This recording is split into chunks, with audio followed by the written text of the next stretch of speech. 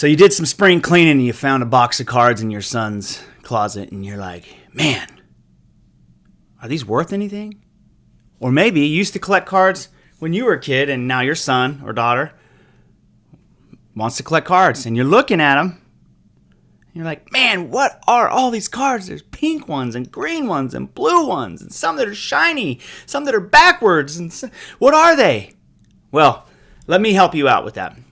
I'm the average Joe of card collecting, and I'm a cardaholic.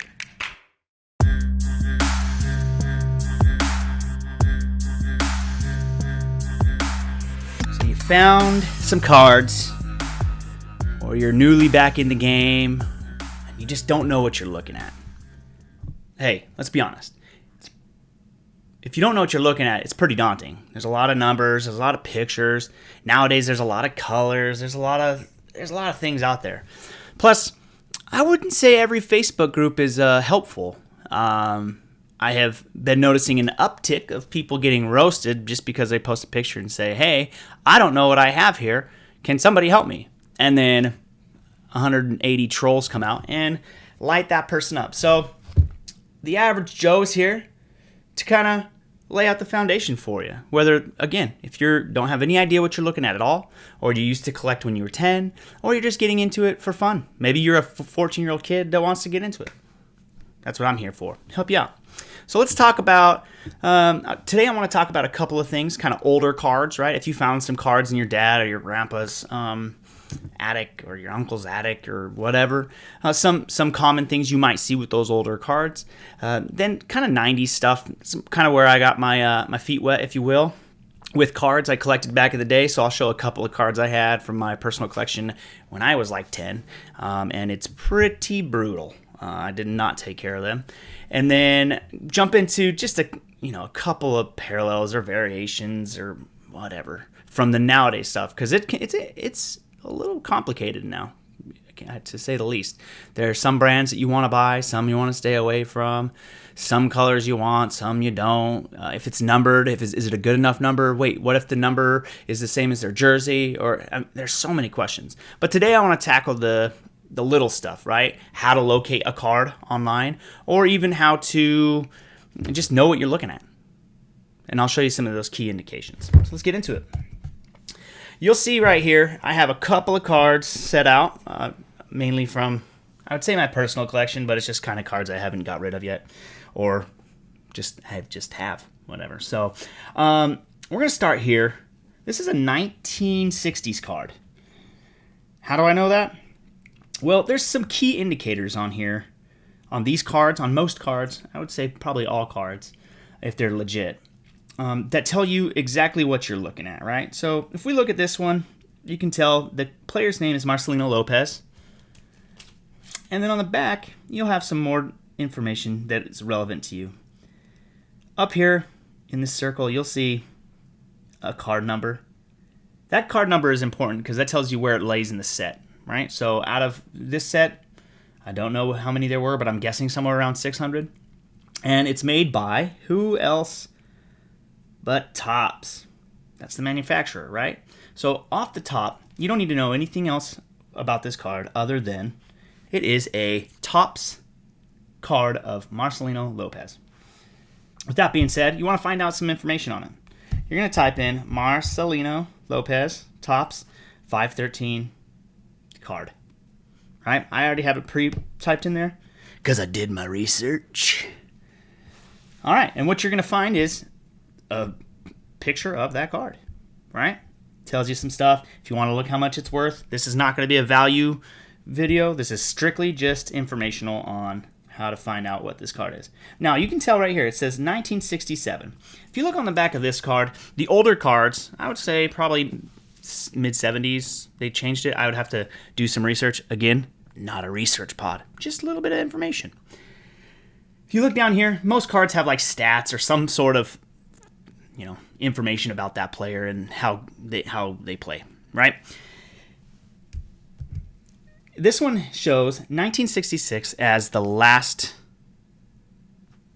year that stats were taken for this player. What that means is you can probably bet this was manufactured the next year. Whoopsies. The next year. 1967. So if we wanted to know that information before typing it in, we could put that in there. But really, all you ever will need is the player's name, the manufacturer, and the number, right?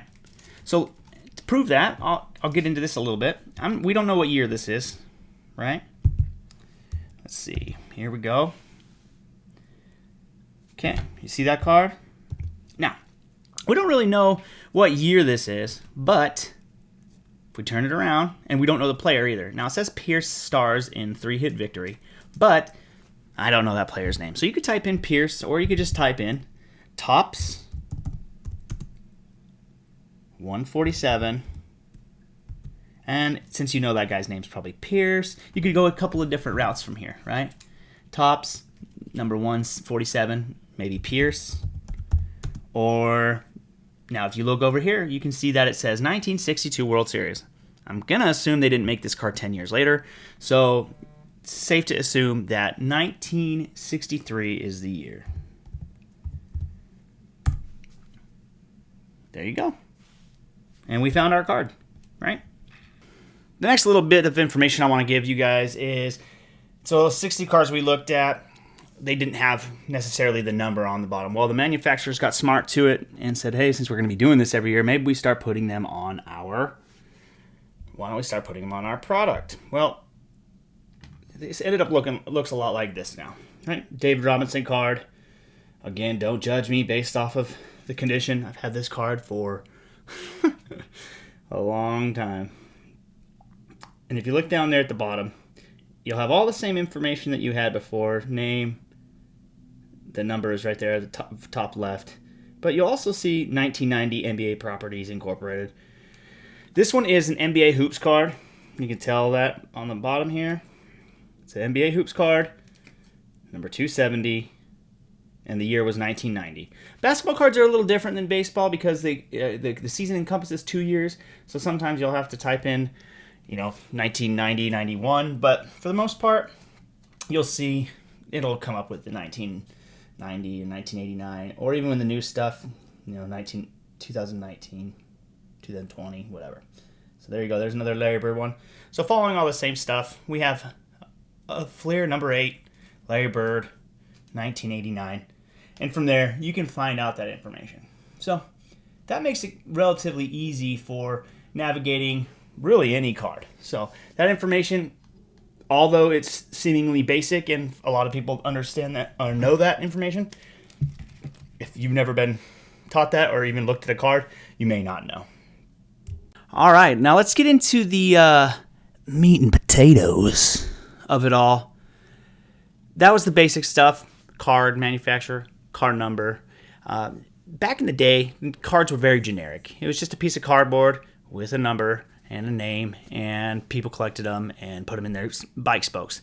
Now, everything's super shiny, everything's super colorful, and people build rainbows out of everything.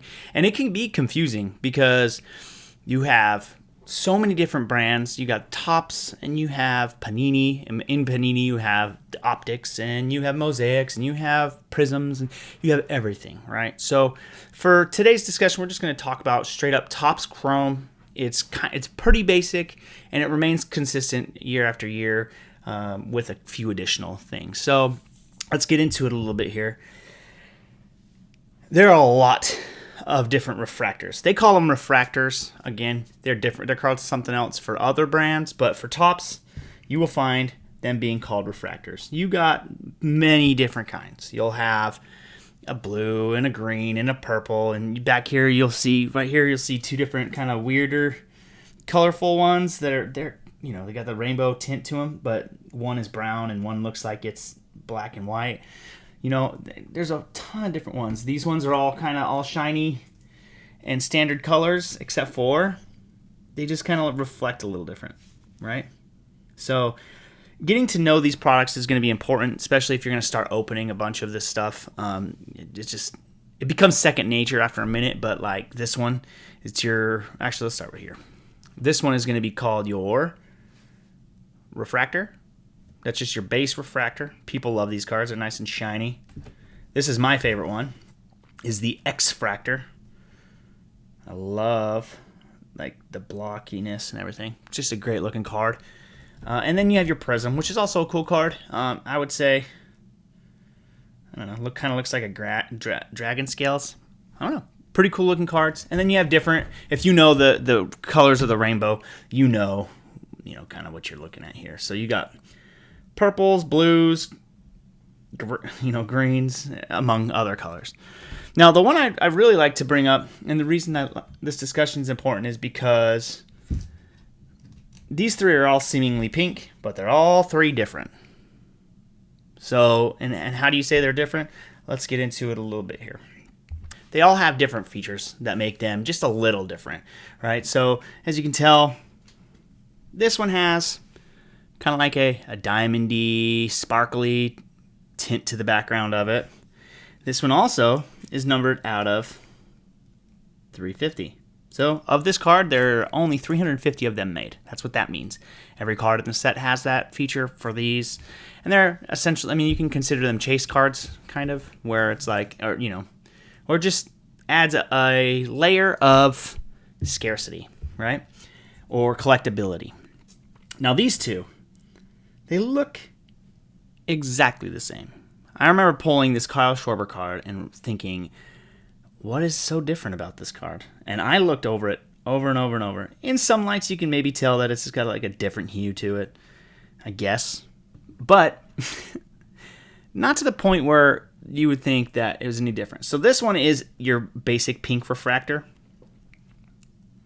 And this one also looks pink, but on the back, it's numbered to $3.99, making it different.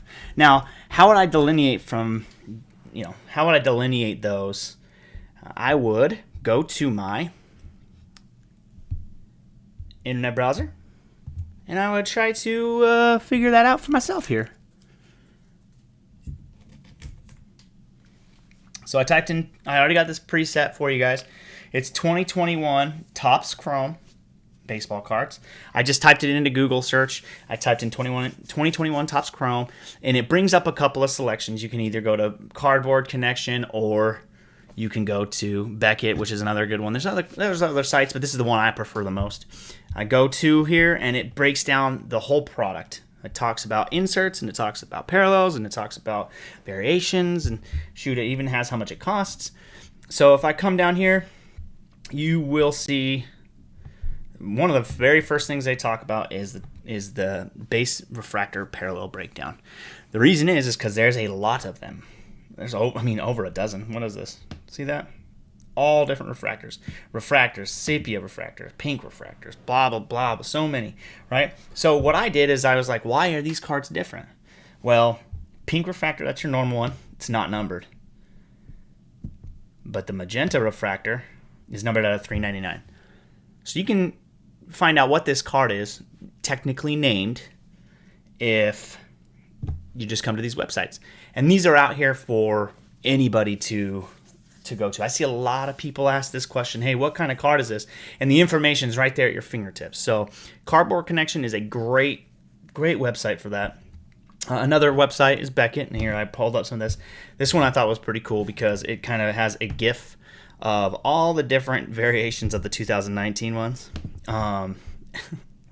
So if I come here to that, parallel refractor or refractor parallels, it kind of brings up this little GIF. And it just shows there's the 2019 Topps Chrome Vladimir Guerrero rookie card, Vladimir Guerrero Jr. And it just has a GIF going through all the different types of parallels for that one card. So again, it can be daunting. It can be overwhelming.